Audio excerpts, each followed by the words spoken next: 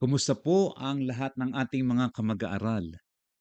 Salamat po muli sa inyong oras na inyong pinagkakaloob sa pagkakataong ito upang tayo po ay muling matuto ng salita ng Diyos.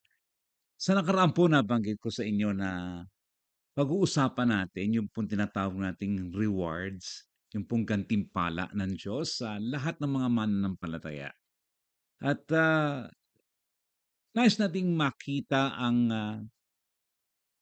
pinaroroonan at ang layunin ng o paggagamitan ng tinatawag nating mabubuting gawa.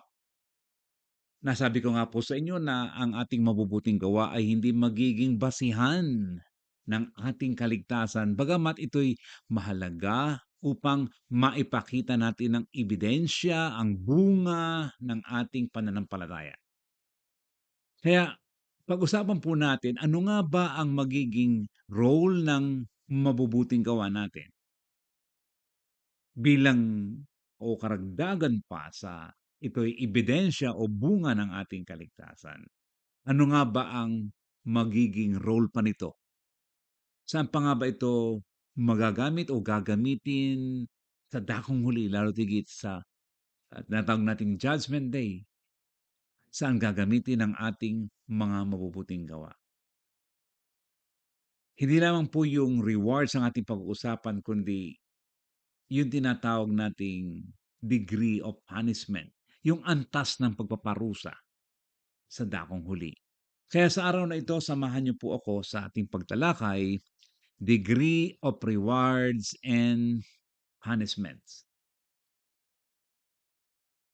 Pagpunta sa langit, nasabi sa akin at narinig ko, ang sabi ng ilan ay ganito: "If I could be in heaven or even at the heaven's door and enjoy the presence of God in eternity, that is enough for me. I don't need any reward." Kung ako lang ang tatanungin, ang sabi ng ilan, eh, hindi mahalaga lang sa akin ay ako'y nasa langit. Mahalaga lamang ay kahit ba nasa may pintuan lamang ako ng langit at ma-enjoy ko ang presensya ng Diyos. Kasama ang presensya ng Diyos sa walang hanggan. Sapat na sa akin yon. At hindi ko na kinakailangan na magkaroon pa ng tinatawag na iba't ibang mga rewards. Hindi ko na kinakailangan yon sapagkat sapat na sa akin ang nasa langit. At ang langit ay isa na ring reward para sa Kanya. Pero kung ganito po ang ating pangangatwiran, ay hindi naman po masama. Kaya lamang, meron po tayong nakakaligtaan na tingnan at basahin at pag-aralan sa banal na kasulatan. Sapagkat hindi po lamang ganoon ang sinabi ng Bibliang sapat tayong makarating. Sapagkat meron pong itinuturo ang Biblia sa tinatawag na rewards and punishment. At may antas nga po ito. May kanya-kanyang level po ng pagbibigay ng gantimpala at pagbibigay ng tinatawag nating kaparusahan sa bawat isa. Gantimpala sa mga mananampalataya, sa mga sumunod kay Kristo, sa mga tagasunod niya at ganyan din po naman merong iba't iba ring level ng o degree o antas ng kaparusahan sa mga hindi nagsitanggap sa ating Panginoong Hesukristo. Kaya pag-aralan natin, pag-usapan natin sa araw na ito, ano nga po ba ang mga basihan o what are the scriptural basis of this teaching, the degree of rewards and punishment ayon po sa sinasabi ng Biblia? Ang ating pong goal sa araw na ito ay napakasimple lamang, and that is to look at what the Bible says about degrees of reward and punishment. And we will look at the scripture for its position. Meron nga bang sinasabi na ang Biblia na degree of reward? At meron nga bang sinasabi ang Biblia na degree of punishment? At ganyan din po sa dakong huli, and we will make this simple as we can, as simple as we can.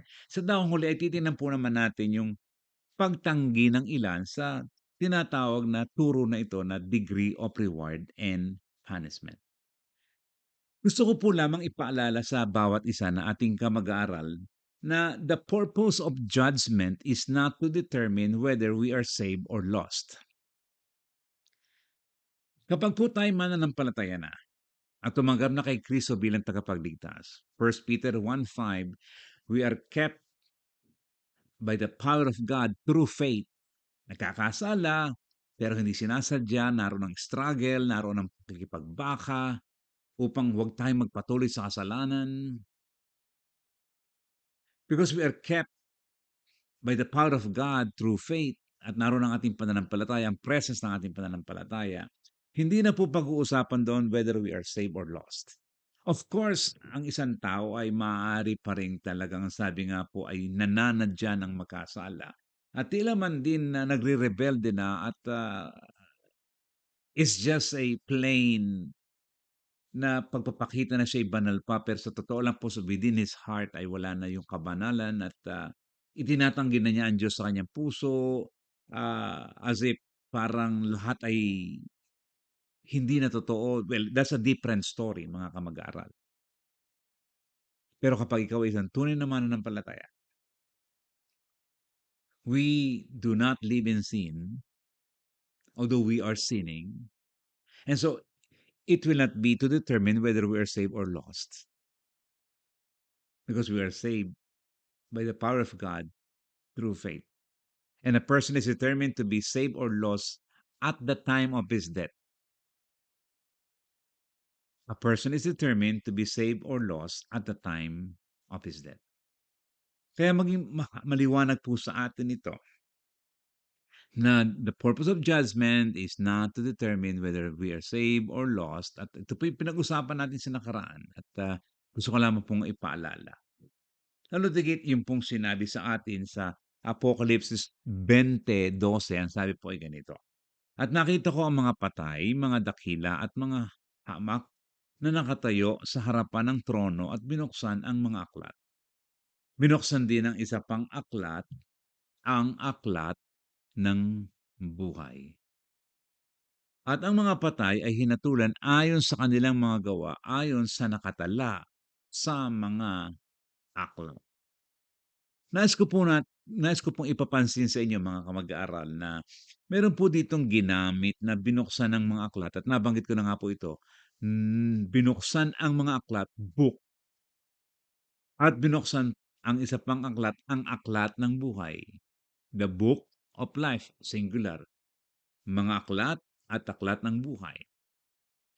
At makikita po natin dito mga kamag-aaral na ang magiging batayan ng ating salvation is yung aklat ng buhay, ang aklat ng buhay, the book of life.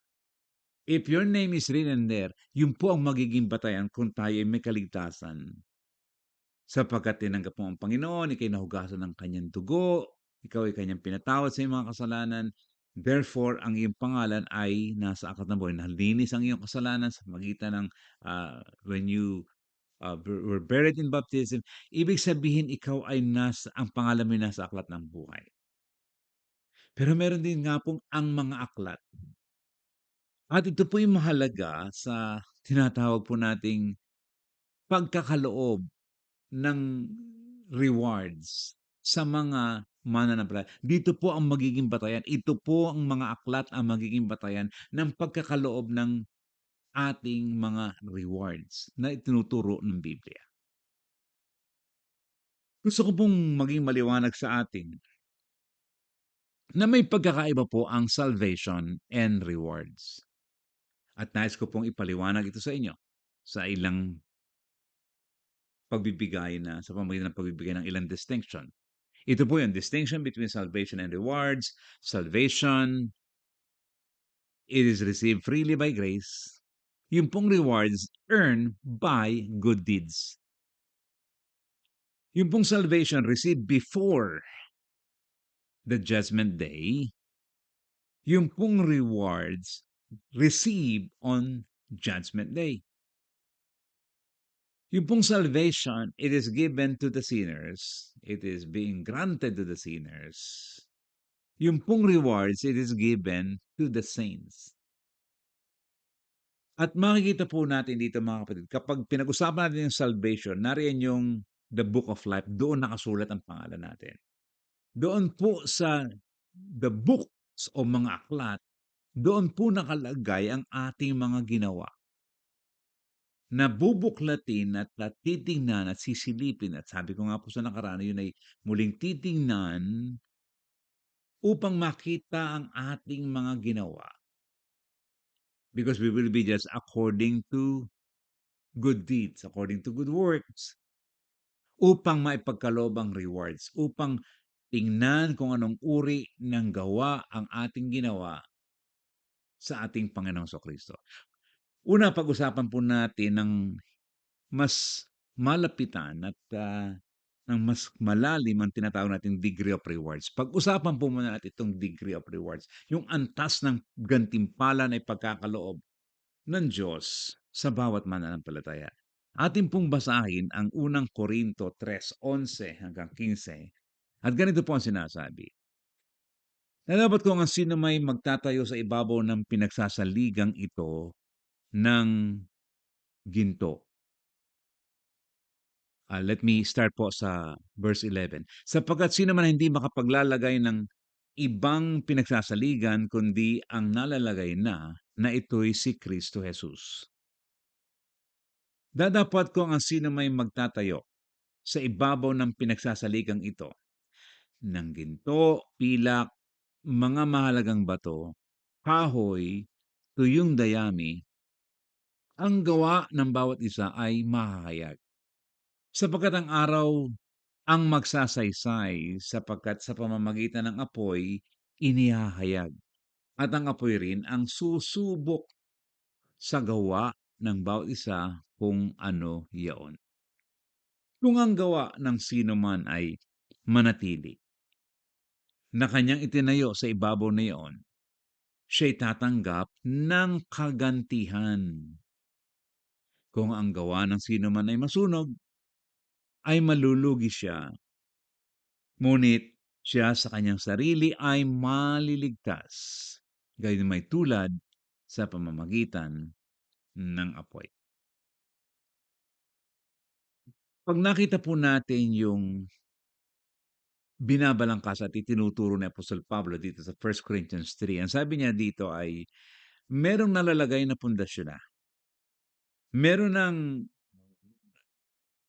nakalagay na pundasyon at ito'y walang iba kundi ang pinagsasaligan, ang nalalagay na ito si Kristo Jesus. Nagsimula ng Kingdom of God, pero marami sa atin ang naglilingkod sa Panginoon at because out of our gratitude to God, we are serving the Lord.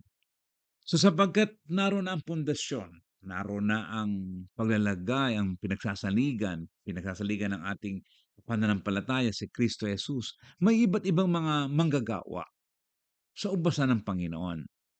Kaya ang sabi dito sa talata ay hindi tayo makapaglalagay ng ibang pinagsasaligan. May nakalagay na eh. Ang gagawin na lang natin ay tayo ay gagawa ayon doon sa nakalagay na that we will be joining God in His work, that we will be joining God and Jesus in His mission. At ang sabi doon ay doon malalaman kung anong klase ng mga gawa na mayroon tayo. So, meron ang pundasyon at ang sino man magtatayo sa ibabaw ng pundasyon na yon ay doon malalaman kung anong uri ng paggawa, ng motibo, anong uri ng puso ang mayroon ka at ibinabahagi mo sa paggawa, sa paglalagay at sa pagdadagdag o sa pagpapatong doon sa pundasyong na ilagay na. Kaya sabi ng talata, ang sino mang magtatayo sa ibabaw ng pinagsasaligang ito.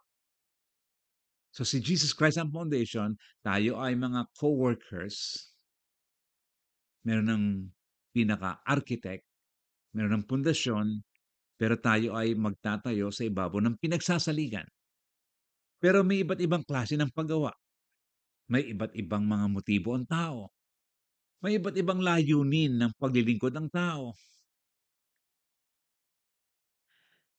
At ito po yung ilang klase ng mga paglilingkod. Ang iba kung gumawa, kapag gumawa, 'pag nagdagdag at nagtayo sa ibabaw noong pinagsasaligan na si Jesus Christ, ang kanilang ibinibigay mga materyales na kakaiba, the best, ginto, pilak, mahalagang bato.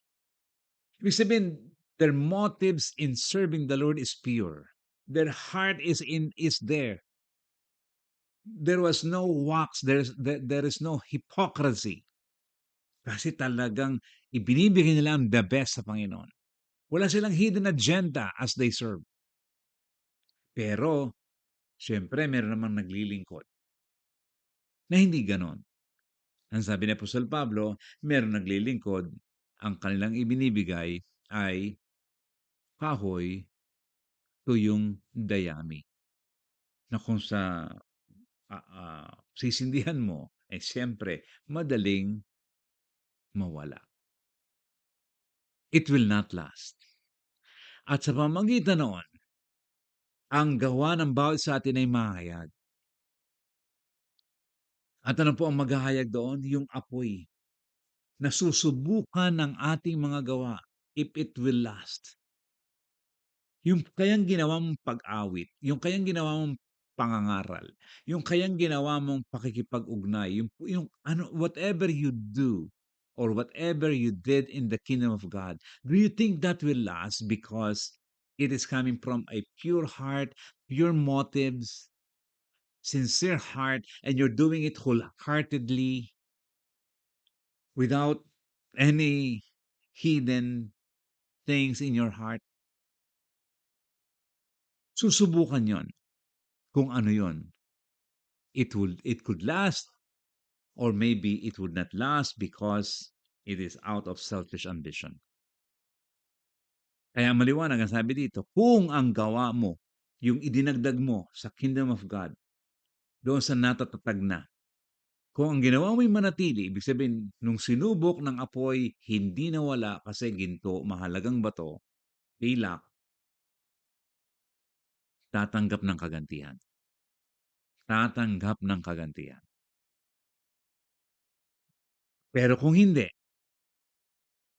kung ang ginawa ng sino man ay masunog, ibig sabihin hindi nag-last. Sinubukan, pero yung palang ginagawa mong mga paglilingkod ay para lamang sa iyong sarili, para lamang sa iyong kapakinabangan, umaring sa kapakinabangan ng mga taong malapit sa iyo.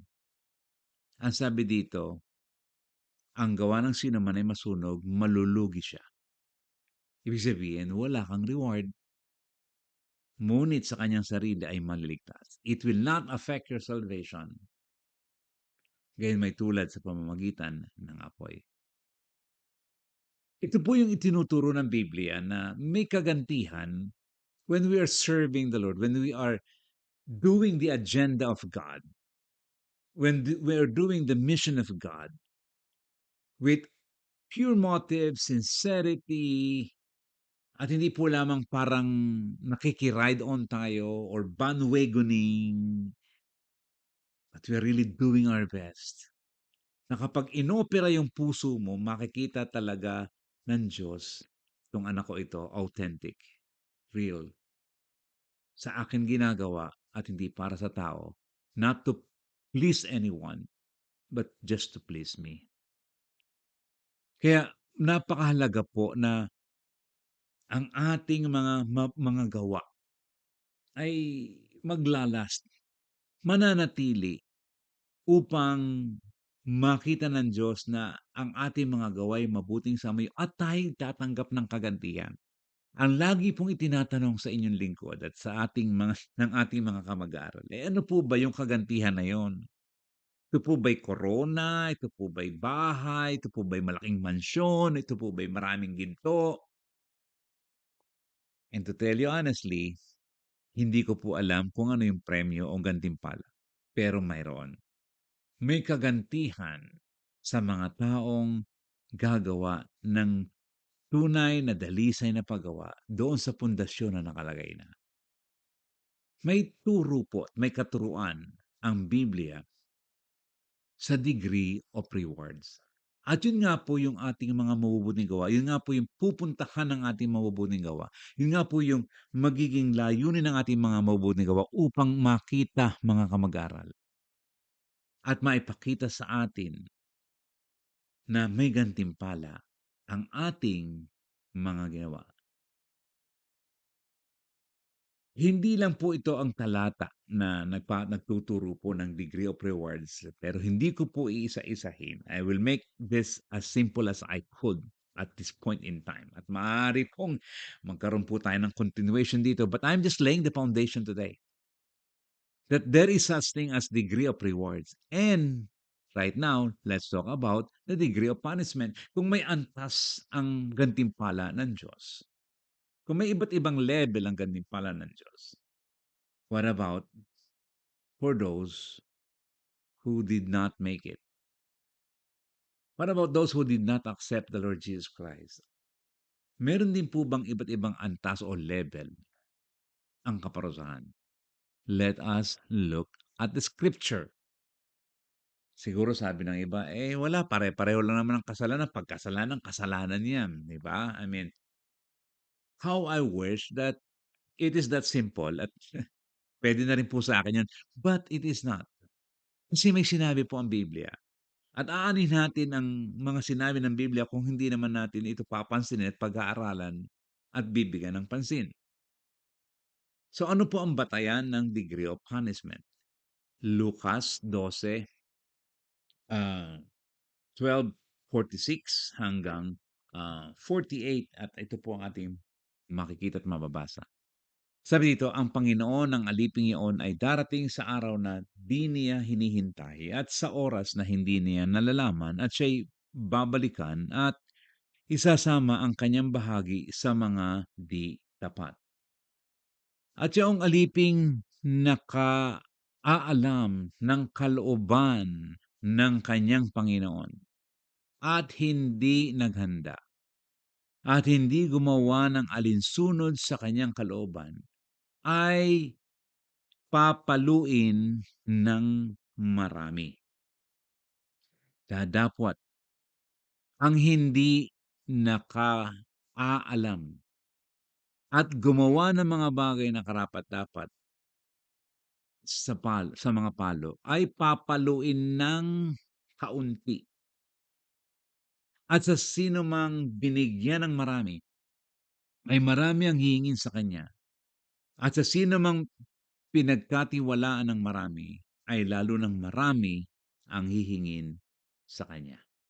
Kita po niyo mga kamag-aral, yung pong mga binasa natin at dinadahan-dahan ko po upang makita natin yung may antas ng kaparusahan. Una, makikita po natin dito yung sinabi na ang at yaong aliping nakakaalam ng kalooban ng kanyang Panginoon.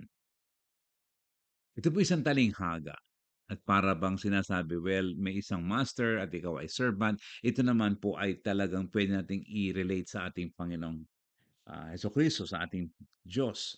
At ang sabi nga po dito, yaong aliping nakakalam. So alam mo ang kalooban ng Diyos. Okay? Alam mo ang kalooban ng Diyos at maliwanag ito sa iyo kung ano ang kalooban ng Diyos at hindi ka naghanda at hindi gumawa alinsunod sa kanyang kalooban. Ano po ang mangyayari? Papaluin ng marami. Ano ho? Papaluin ng marami. Dito po sa ESV ay ang ganito po ang sinabi. The master of that servant will come on a day when he does not expect him, and at an hour he does not know, and he will cut him in pieces and put him with the unfaithful. Okay? Tuloy po natin ang pagbasa.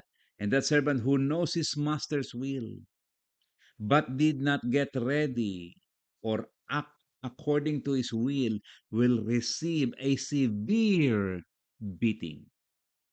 Severe beating. Underline the word severe beating. Papaluin ng marami.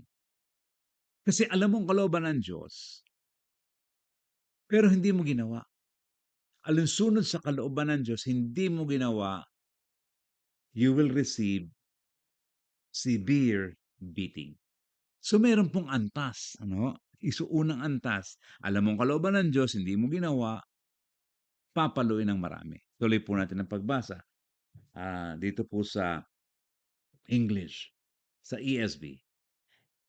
And the servant who knew his master's will. Okay, verse 48. But the one who did not know, underline that, the one who did not know and did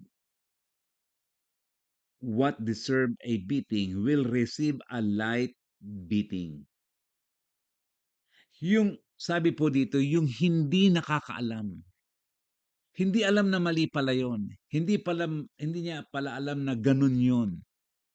Pero mali ang ginawa niya. Pero hindi niya alam, ang hindi nakakaalam, pero ginawa mga bagay na yon, papaluin ng kaunti. Sapagkat, you know, fairness, justice, hindi mo naman pala alam. Hindi ka papaluin ng marami, kundi papaluin ng kaunti. Ang sabi nga po sa English ay light beating. Bahagya, kaunti na pagpalo. Doon po sa mga tao na hindi tumanggap sa Panginoong Hesukristo ito, no? Doon po sa mga tao na hindi pala nila alam na merong ganitong turo ang Biblia, hindi nila alam, I mean, there are many reasons why they did not know. And so, sapagkat hindi nila alam, iba yung alam eh. Iba yung alam mo ang kalooban at hindi mo ginawa ay talagang severe beatings. Ang sabi nga po sa Tagalog ay papaluin ng marami. Pero kung hindi mo alam, paparusahan ka pa rin, pero papaluin ng kaunti. Now, let's continue reading. Ang sabi po dito, ang sino man binigyan ng marami, ayan, dito po sa English, everyone to whom much was given, of him much will be required. And from him to whom they entrusted much, they will demand the more. Sino mang pinagkatiwala ng marami, marami ang hihingin sa iyo. Sino mang pinagkatiwalaan ng kaunti, ay di siyempre, hindi masyado. Lalo ng marami ang hingin sa kanya kapag pinagkatiwalaan ka ng marami. Kaya sabi ng iba, parang tuloy, wag ko na siguro dapat malaman lahat para hindi ako mapalo ng marami. Well, mapapalo din pero hindi ng marami. Anyway, we have no excuse. There is such thing as degree of punishment. At hindi lamang po ito mga talata na ito na ang nagtuturo. But just like what I said, I just want to give you some of the teachings and the representation ng bawat position ng degree of punishment and degree of rewards and degree of punishment. Sabi po ni Kylie Butt concerning sa Luke 12. This parable in Luke 12 is teaching us that all sinners or wicked will be punished. Totoo naman yon. Lahat ng makasalanan na hindi tumanggap sa ating Panginoong Kristo sapagkat tinanggihan nila ang pagliligtas ng ating Panginoong Kristo, they will be punished. But those who had less opportunities to learn about Christ, will be punished with fewer stripes than those who know the truth and obeyed it not. Maliwanag po yun, mga kamag-aaral. Lahat parurusahan. Pero yung maraming pagkakataon at nalaman at naunawaan patungkol sa ating Panginoong Kristo, iba po ang usapan doon. Kesa doon sa those who had less opportunities to learn about Christ. At marami pa po ngayon, sa totoo lang po, marami pa pong ilang mga grupo ng mga tao na hindi pa na makakapakinig ng salita ng Diyos, ng gospel, ng ebanghelyo ni Kristo. Marami pa po. Maybe they are in the remote places or maybe they are not allowed to listen, to hear, and to open the Bible. Pero marami pang hindi. And how are they gonna be judged? They're gonna be judged according to the available lights given to them. Kung ano yung kanilang kaalaman na nakikita. And they have no excuse. Whatever available lights available to them, that will be the basis of God's judgment to them. At meron mo nagre-respond na kahit hindi nila nabasa ang ebanghelyo, hindi nila nabasa ang creator sa Genesis, they were saying, alam mo, may tagapagligtas, and they were wanting to worship the true God.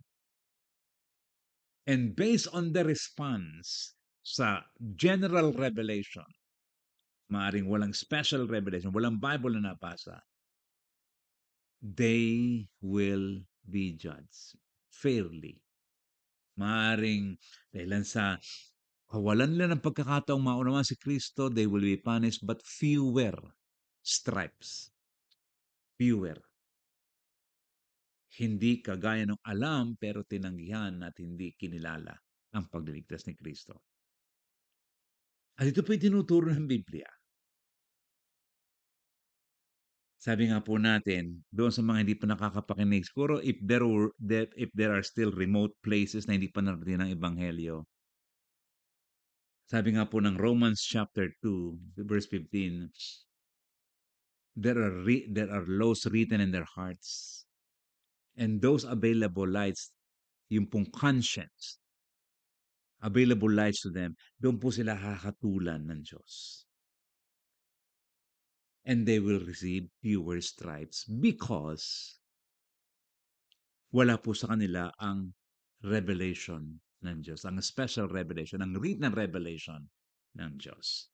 Yan po ang sabi ni Kyle Barth at ng sinasabi ng Biblia, sinususugan lang po natin at pinuprove natin na may ganitong pananaw.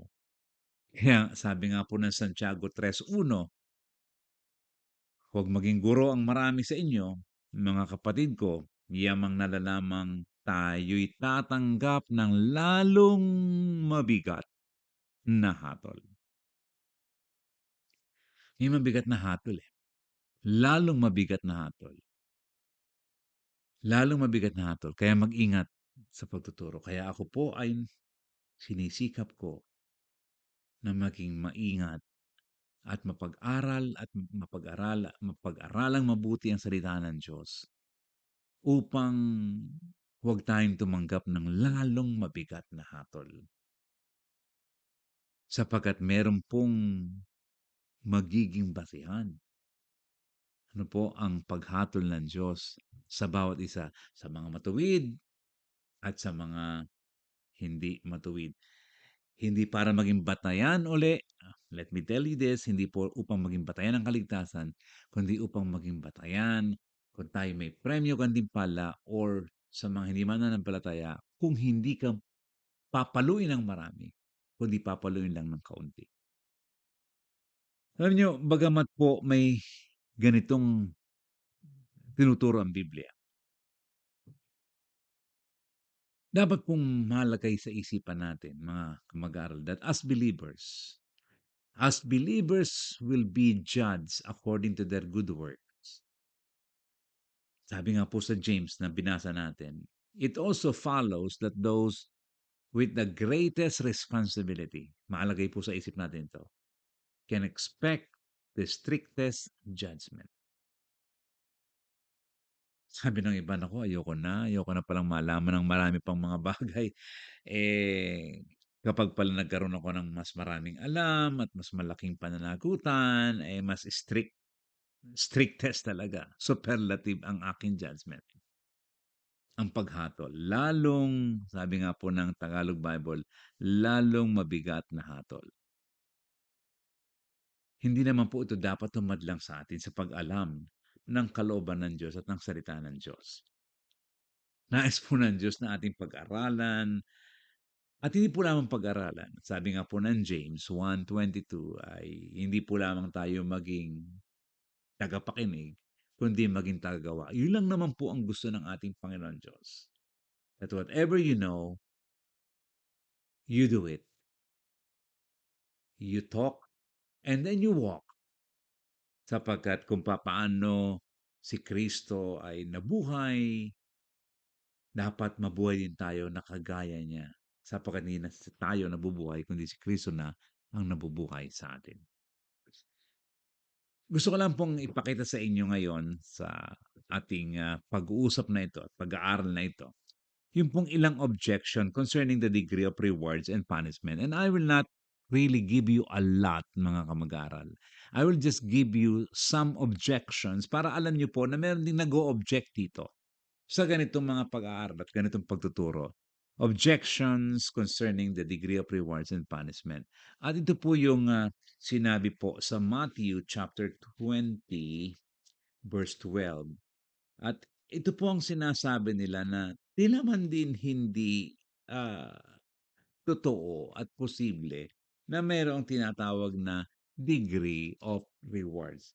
At dito po sa Matthew chapter 20 ay may sinabi po doon sa verse 12, ano ho, chapter 20 ng Matthew, verse 12. Babasahin ko po muna sa Tagalog and then we will read it din po dito sa ESV. And I will show you po sa Tagalog Bible. Sabi doon, na nagsasabi, isa lamang oras ang ginugol nitong mga huli, sila'y ipinantay mo sa amin, na aming binata ang hirap sa maghapon at ang init na nakasusunod. Siguro nalalaman po at nauunawaan ng ilan ang patungkol po sa background dito sa chapter 20 ng Matthew. Ito po yung laborers in the vineyard. Ito po yung manggagawa sa ubasan ng Panginoon. At ang sabi nga po doon sa ilang mga talata ay nung umaga ay yung master of the house went out early in the morning to hire laborers for his vineyard. So tumawag siya ng mga laborers early in the morning. Nagkasundo ang mga laborers for a denarius day. Isang uri ng tatanggaping salapi kapag nagtrabaho ka. So pinadala niya yon, yung mga manggagawang yon, babayar ng denarius, ng isang denaryo. And then muli ay and going out about the third hour, at 9 o'clock, he saw uh, to them and he said, may nakita ulit siya, you go into the vineyard too and whatever is right, I will give you. So ganun po nangyari, ano? So merong nag ng 6 hour, no, which is 12, third, 6, and then maya-maya po ay 11th hour. Ito na po yung pinakahuli. Ito po yung sabi sa verse 6, and about the 11th hour, he went out and found others standing. Ito na po yung parang pinakahuli. Ikalabing-dalawa, tapos na po. 11th hour, he went out and found others standing. And he said to them, sabi ng master sa mga taong ito, why do you stand here idle all day? They said to him, because no one has hired us. He said to them, you go into the vineyard too. And when evening came, the owner of the vineyard said to his foreman, call the laborers and pay them their wages, beginning with the last up to the first. At yun na nga po ang nangyari, binayaran po lahat. At anong nakita ng mga taong ito? And when those hired about the 11th hour came, each of them received a denarius. Yung isang oras lang ang pinagtrabaho, pareho lang ang bayad. Pareho din ang bayad. Hindi binawasan, pareho rin. Walang ibinawas. Now, when those hired first came, yung pinakaunang hour, yung pinakauna, nung umaga pa nagtrabaho ng maghapon, nung nalaman nila yon, ang sabi doon, they thought they would receive more.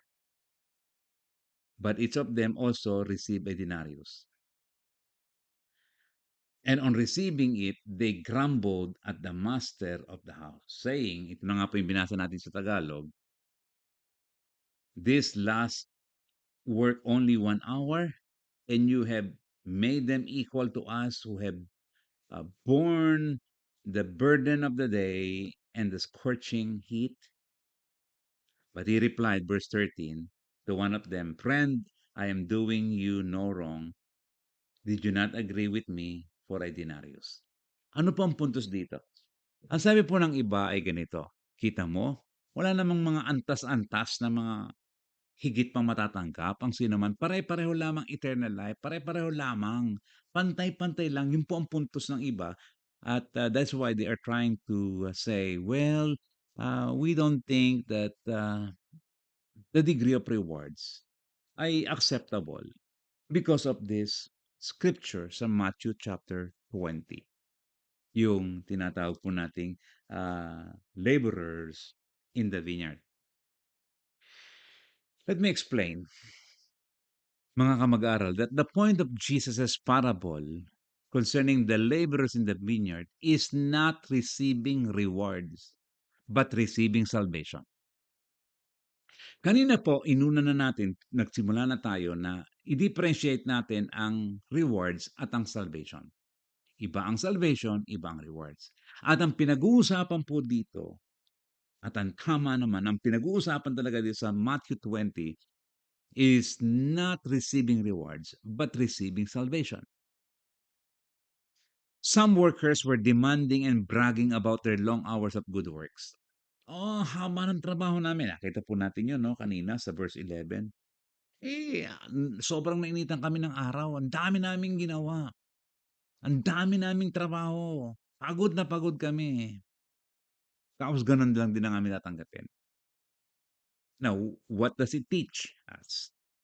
It teaches, this parable of the laborers in the vineyards teaches God's lavish generosity to those who have nothing to bring but their sin. Itinuturo nito yung wala talagang maibibigay kundi ang kanilang kasalanan at kaunting bagay lamang. God demonstrated mercy even to those who did not have much to give. God demonstrated mercy even to those who did not have much to do. Only, kagaya ng ating nakita sa talingaga, for an hour or short period of time. God is lavishly generous to them as well. Salvation is not by works or performances. Hindi ka bibigyan ng Diyos ng kaligtasan dahilan sa marami mong mabubuting gawa. Hindi yon. Christ died for us while we were yet sinners.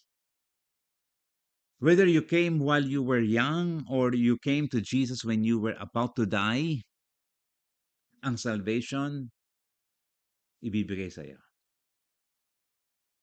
Kung ikaw ay bata pa at ikaw ay tumanggap kay Kristo at nagpatuloy kang maglingkod at ikaw ay naglingkod sa Panginoon,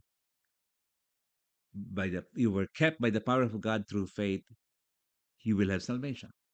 Kung ikaw naman ay nakakilala sa Panginoon at the time that you were about to die, dead confession ang sabi nga, you will also be saved if you truly repent and come to Jesus and confess Him as Savior and Lord. No amount of good works, that's the point. No amount of good works, like when a person works from the first hour, could make anyone get a chance to earn heaven. Sandali lang, mas marami akong nagawa sa iyo eh. Lord, mas marami akong nagawa. That will not be the basis of our salvation. That is the evidence of our salvation. At yun po yung pinupuntos dito sa Matthew chapter 20. It is not the number of hours, it is not the number of years, but rather what God is willing to give through Jesus Christ. Kung ano yung ibinigay ng Panginoon sa iyo. And to be exact, mga kamag-aral, itong talinghagang ito is not about the reward in eternity, but about the salvation on earth. At ito po yun. For the Jews were envious on the Gentiles who only came in the 11th hour. Let me say that again. The Jews were envious. Nananaghili sila. Ang mga Hudyo ay nananaghili.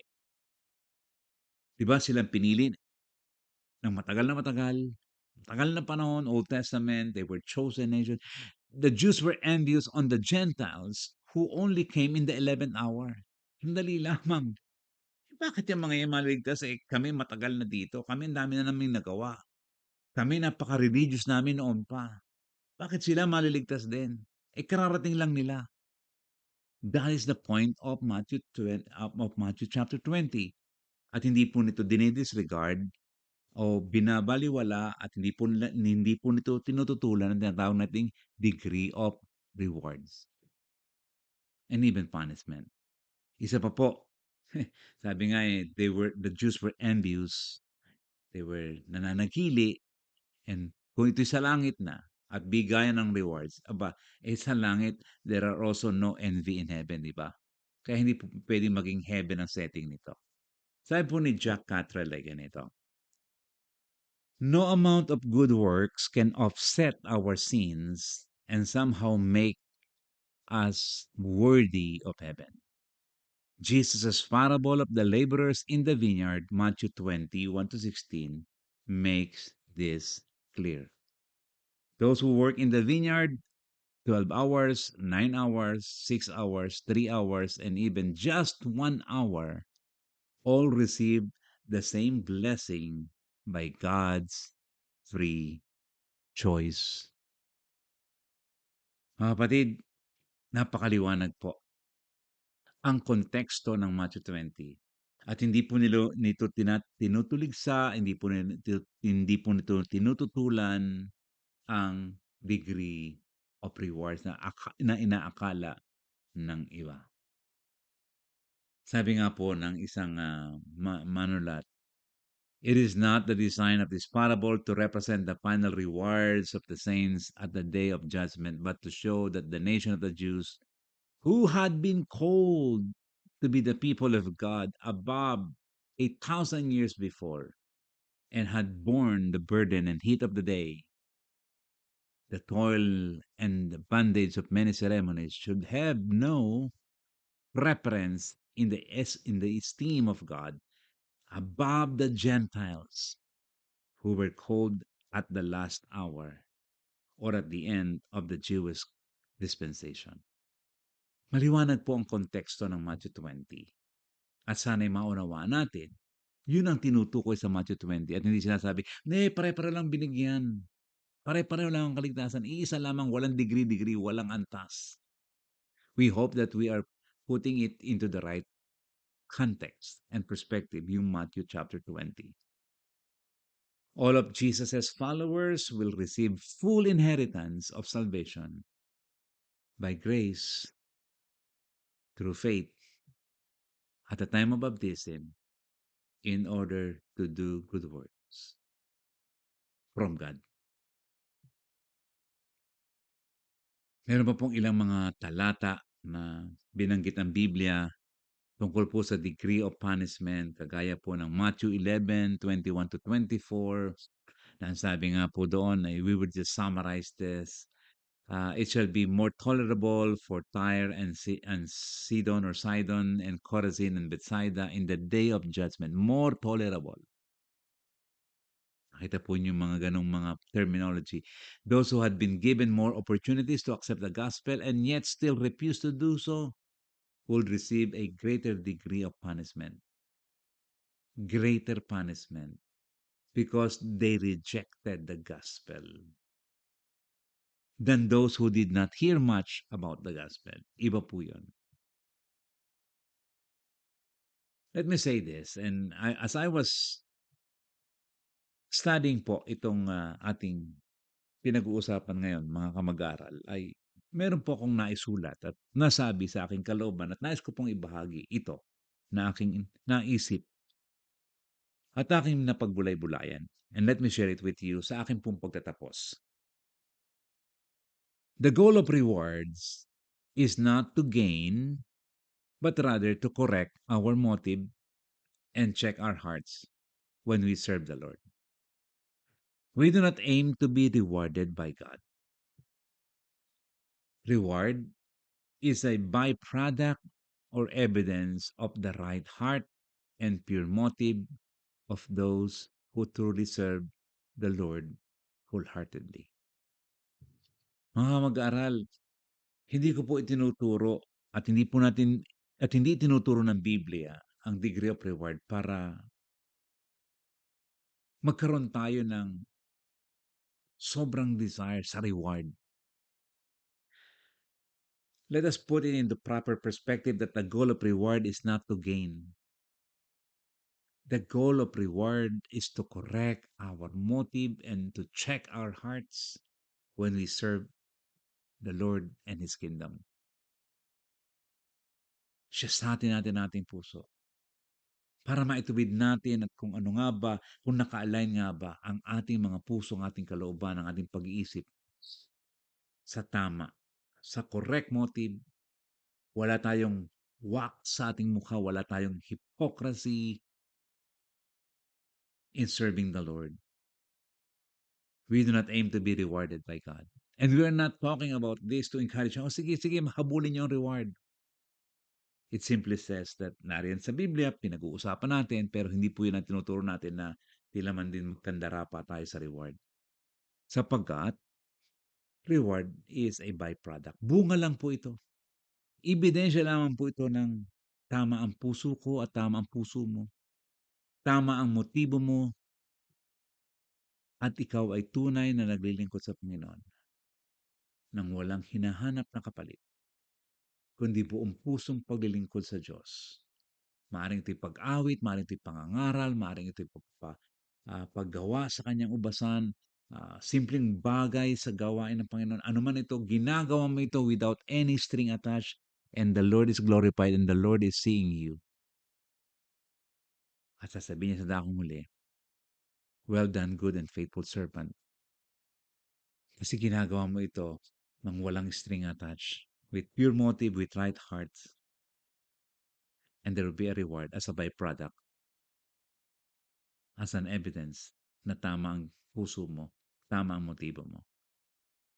And so let us keep on going and doing what pleases the Lord. Muli po, maraming salamat mga kamag-aral sa inyo pong tiyagaan na patuloy na nakikipag-aralan sa ganito pong avenue ng pag-aaral ng salita ng Diyos. Salamat po sapagkat lagi tayong nakikita-kita. Salamat sa kalooban ng Diyos na meron pong ganitong social media platform. At muli po, lagi tayong nagpapasalamat sa ating mga kasama dito sa Maniwala Team sapagkat kung wala po sila ay maaring hindi po tayo magkakaroon ng ganitong ministry so that we can share the message of the Lord and the blessing of the Lord na nagmumula po sa kanyang mga salita. Salamat po muli sa inyong lahat. Ibinabalik po natin ang papuri sa Diyos. Hanggang sa muli, Jonathan Orellasa.